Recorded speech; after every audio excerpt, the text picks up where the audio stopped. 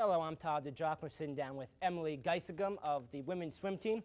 Emilee, thanks for sitting down with us today. Thank you for having me. Emilee, you had a big weekend over the weekend at the PSAC Championships. You were named PSAC Champion Scholar. Talk about what that award means to you. That award means a lot more than any other awards I've ever gotten in my life. You know, it's more valuable to me than any athletic award I've ever gotten.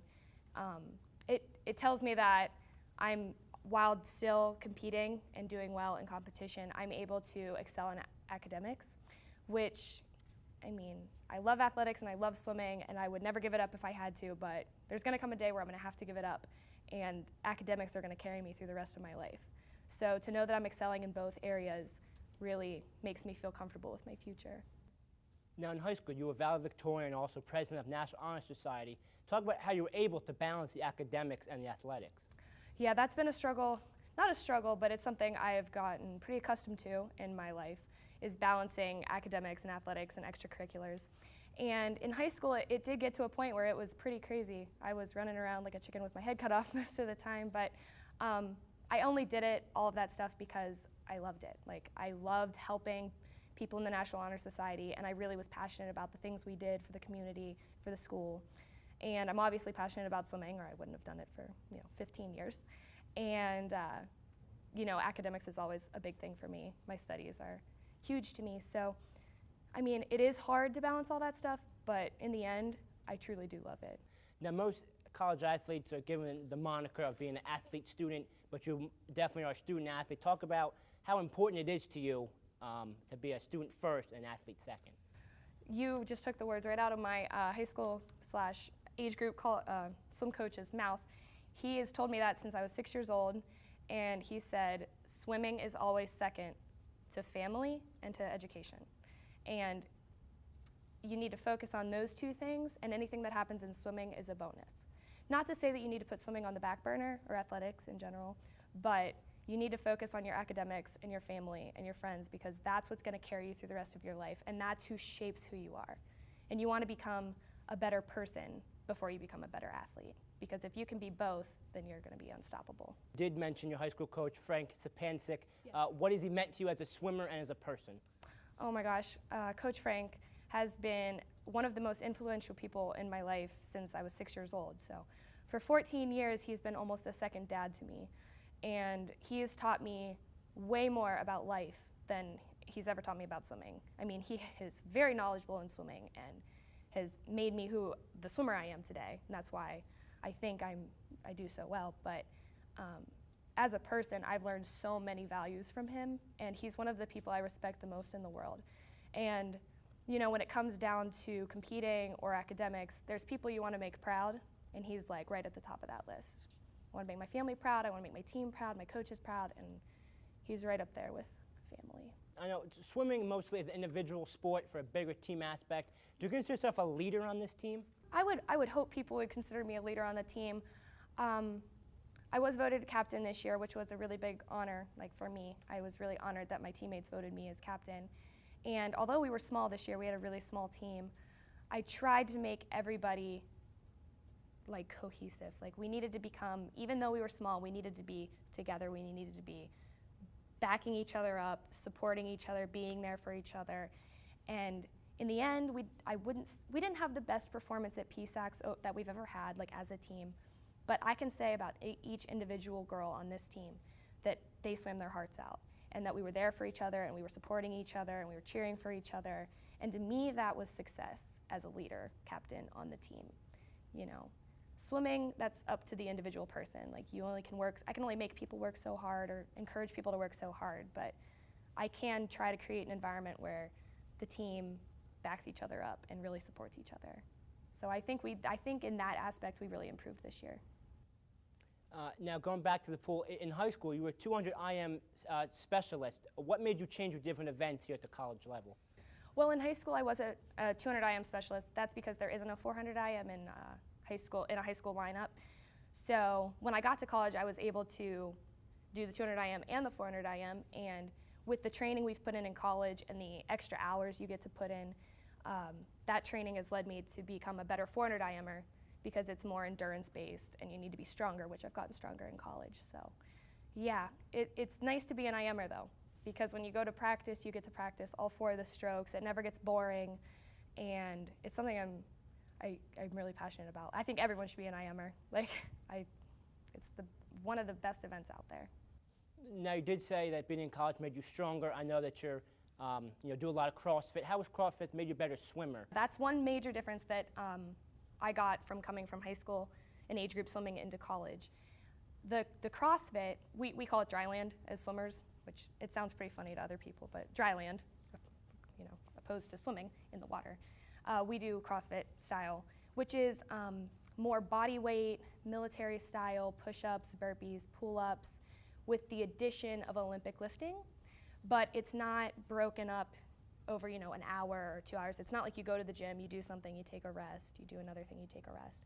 It's like 20 minutes all out with burpees, pull-ups, and then you might back squat.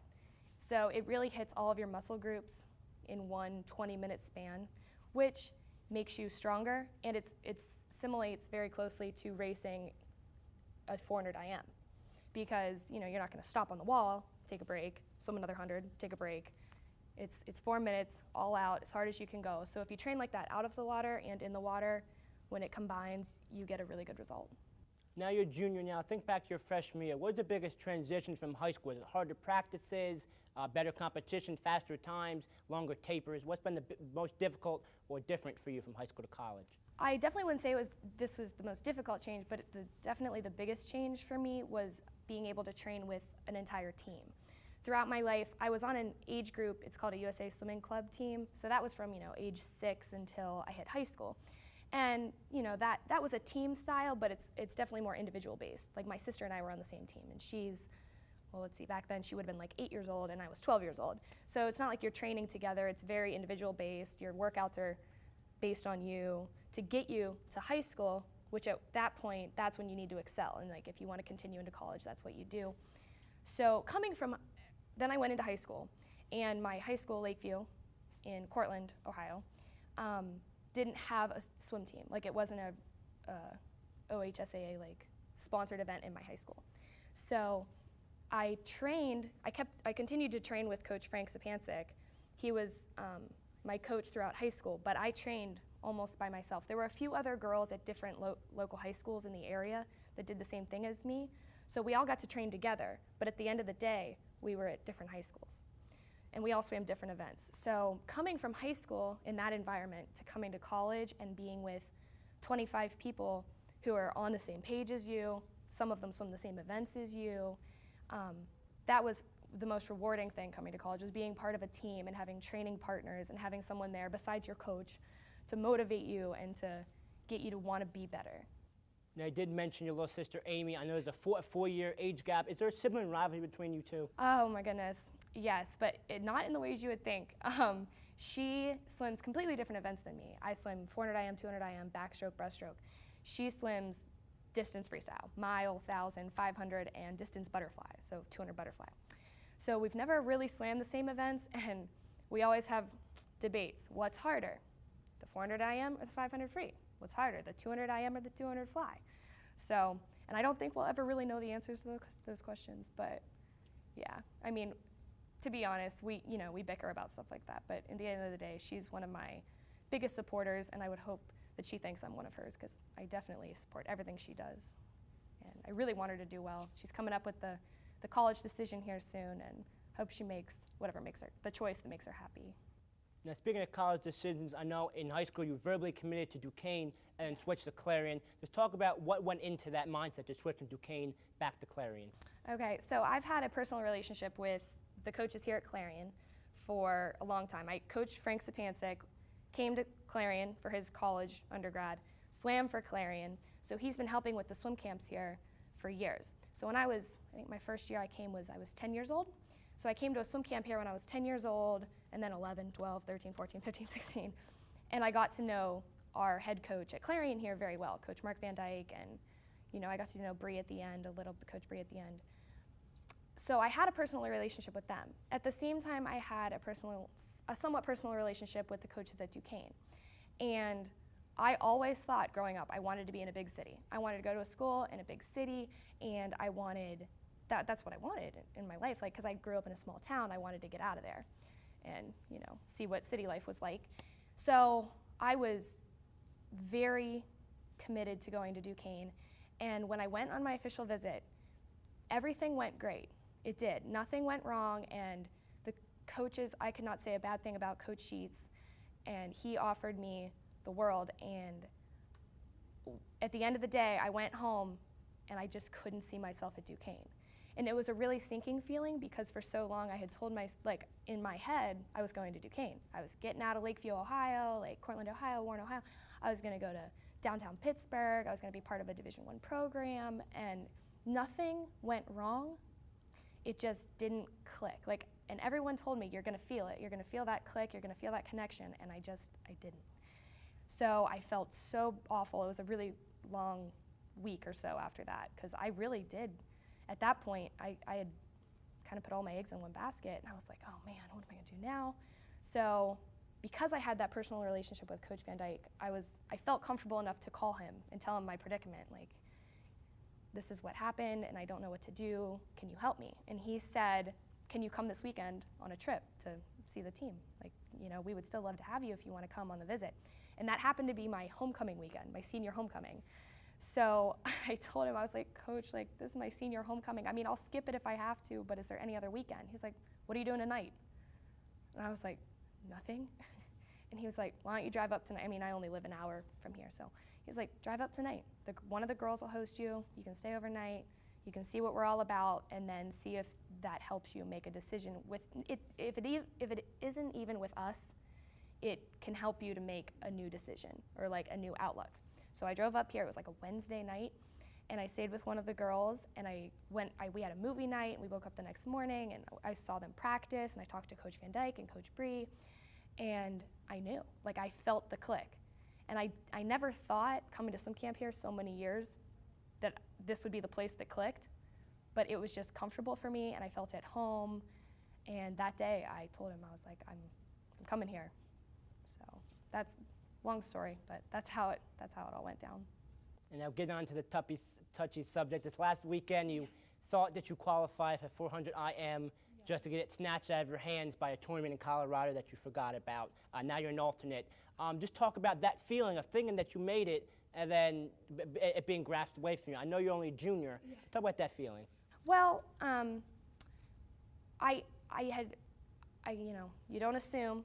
We all know what that does to people, but I did assume that I had made it. Looking at collegeswimming.com, I was 16th. Rumor had it that they were going to take around 16 to 18 people in each event, so I thought I was safe.